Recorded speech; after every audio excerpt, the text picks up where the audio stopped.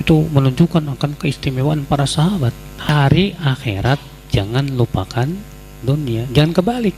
Cari dunia, jangan lupakan akhirat. Allah akan kokohkan urusannya.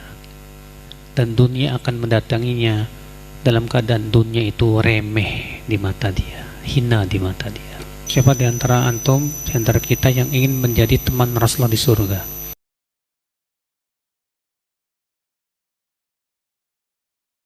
Sementara Imam Muslim meriwayatkan dengan lafaz begini, aku pernah bermalam bersama Rasulullah SAW, lalu aku datang membawa air wudhunya dan hajatnya. Maka Rasulullah bersabda, silahkan kamu minta. Aku berkata, aku minta supaya bisa menemanimu di surga. Kata Rasulullah, apakah masih ada selain itu? Orang ini berkata, itu saja.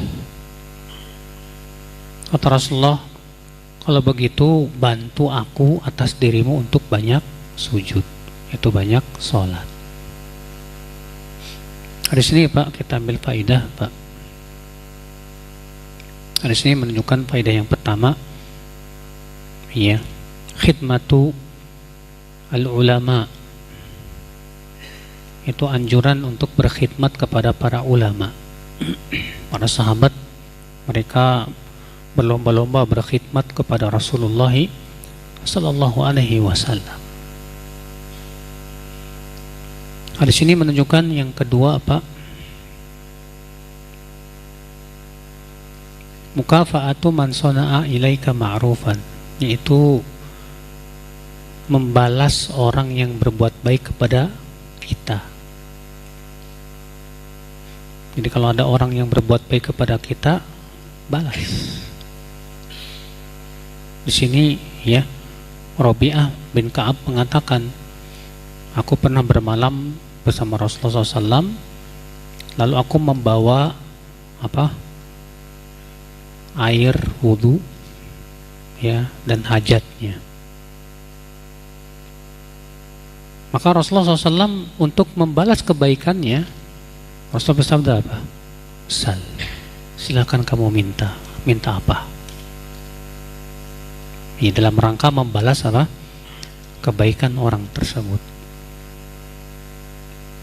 Makanya dalam riwayat Imam Ahmad dalam musnadnya, Rasulullah SAW sabda, man sana'a ilaika ma'rufan fakafi'u. Siapa yang berbuat baik kepada kalian, balaslah dengan yang sama, dengan yang sekufu, dengan yang setara. Fa illam tukafi'u, jika kamu tidak bisa membalas dengan yang sekufu, yang setara, fad'u lahu, doakan terus dia. Hatta tarau annakum qad kafa'tumu, sampai kalian sudah merasa bahwa kamu sudah membalas kebaikannya. Ini Pak. Jadi kalau ada orang yang ngasih kita kebaikan, usahakan kita balas dengan yang setara. Kalau nggak bisa gimana Ustadz? Misalnya dia ngasihnya ke kita mobil, nih buat kamu mobil.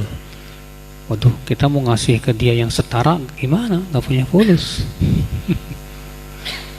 Maka kata Rasulullah SAW, doakan, terus doakan sampai kamu merasa kamu sudah memberikan yang setara kepada dia, membalas kebaikannya. Itu jangan lupa tuh Pak. Kalau siapapun yang berbuat baik kepada kita, balas. Kalau tidak mampu, doakan. Hadis ini kita ambil faedah selanjutnya, akhi. Fadlu sahabah, keutamaan para sahabat. Kenapa? Karena sahabat ini hanya minta satu aja. Minta agar diselamatkan dari api neraka dan dimasukkan ke surga. Dan umat Muslim minta agar bisa menemani Rasulullah SAW di mana? Di surga. nggak minta unta misalnya, atau perhiasan misalnya, dan yang lainnya nggak sama sekali. Mereka mintanya subhanallah akhirat. Itu menunjukkan akan keistimewaan para sahabat. Hati mereka dipenuhi dengan keinginan akhirat. Iya. Maka dari itulah saudaraku seiman, penting Pak untuk kita menjadi orang yang hati kita itu selalu menginginkan akhirat. Bukan berarti kita berpaling dari dunia, tidak. Iya. Kaidah kita itu ayat apa? Wabtaghi fima atakallahu daral akhirah wala tansa nasibaka minad dunya. Allah mengatakan apa? Cari oleh kamu apa yang telah Allah sediakan dari kehidupan akhirat, dan jangan lupakan bagian kamu dari kehidupan dunia. Ini kaidahnya Pak. Cari akhirat, jangan lupakan dunia. Jangan kebalik. Kalau kita cari dunia, jangan lupakan akhirat. Sama nggak Pak? Hah? Cari dunia, jangan lupakan akhirat. Artinya apa? Akhirat sampingan, dunia itu tujuan. Tapi kalau cari akhirat jangan lupakan dunia, artinya akhirat tujuan, dunia apa? Sampingan aja untuk mendukung akhirat kita. Nah ini akal Islam saudaraku seiman. Ini kaidah yang Allah berikan kepada kita. Makanya Rasulullah mengatakan dalam riwayat Tirmidzi apa? Man kanat hammuhu dunya farraqallahu alaihi syamlah wa ja'ala al-faqra baina 'ainayhi wa atathu ad-dunya wa lam ta'tih min ad-dunya illa ma kutibalah. Siapa yang keinginannya adalah dunia, yang keinginannya apa? Dunia, Allah akan cerai-beraikan urusannya. Maksudnya dia tidak bisa istiqomah, tidak bisa kokoh di atas keimanan. Dan Allah akan jadikan kefakiran itu di pelupuk matanya. Artinya dia tidak pernah puas, selalu merasa kurang aja. Dan dunia pun tidak akan mendatanginya kecuali sesuai yang dituliskan saja. Sebaliknya kata Rasulullah, man kanat hammuhul akhirah, siapa yang keinginannya adalah akhirat, sabbatallahu alaihi amrah, Allah akan kokohkan urusannya. Artinya Pak, Allah akan jadikan dia kuat dalam istiqomah, kuat di atas keimanan. Wa ja'alal ghina fi qalbi, dan Allah akan jadikan kekayaan itu di hatinya. Artinya hatinya qanaah, hatinya kaya, Masya Allah. Wa atathu dunya wa hiya raghimah, dan dunia akan mendatanginya dalam keadaan dunia itu remeh di mata dia, hina di mata dia.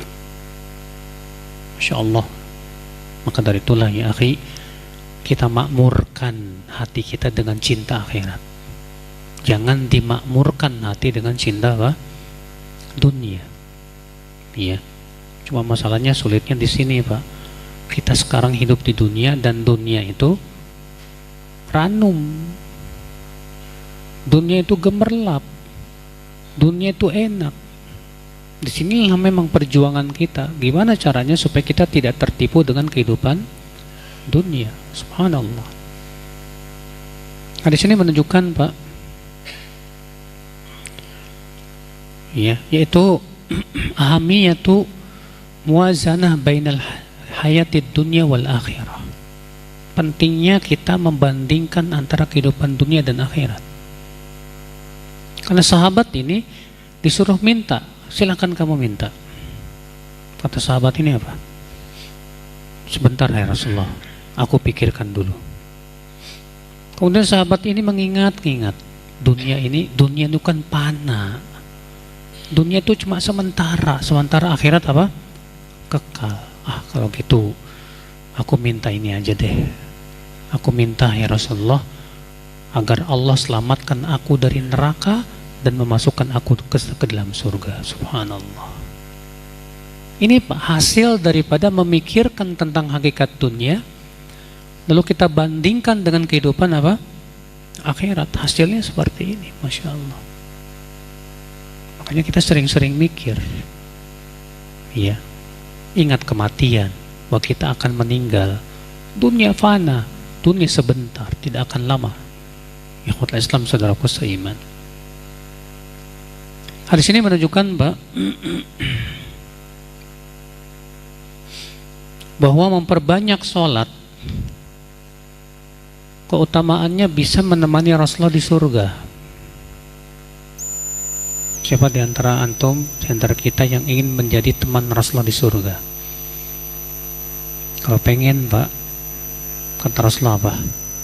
Fa'inni ala nafsika bikasratis sujud. Bantu aku atas dirimu dengan banyak apa? Sujud. Iya. Perbanyak sholat. Imam Ahmad, beliau disebutkan satu hari itu sholat 300 rakaat.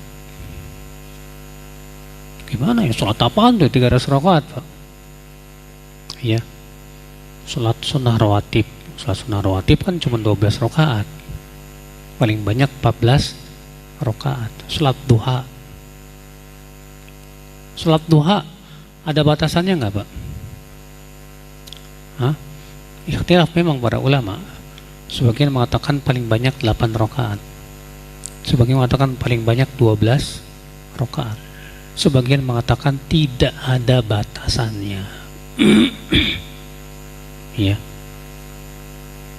Sebagaimana hadis Aisyah, karena Rasulullah SAW idza salat duha, ya, Rasulullah SAW itu kalau salat duha, shalla arba'an wa yazidu masya Allah.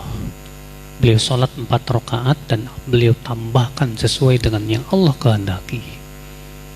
Sehingga dijadikan dalil oleh sebagian ulama, itu menunjukkan salat duha tidak ada batasannya. Sebanyak-banyaknya terserah. Antum selama waktu duha tuh sampai sebelum duhur sholat terus Pak. Masya Allah, luar biasa. Belum lagi sholat sunnah mutlak. Sholat sunnah mutlak tidak ada batasannya. Ya. Maka kalau kita ingin menjadi teman Rasulullah di surga, perbanyak sholat. Sholat sunnah terutama ya. Kalau sholat wajib pasti harus.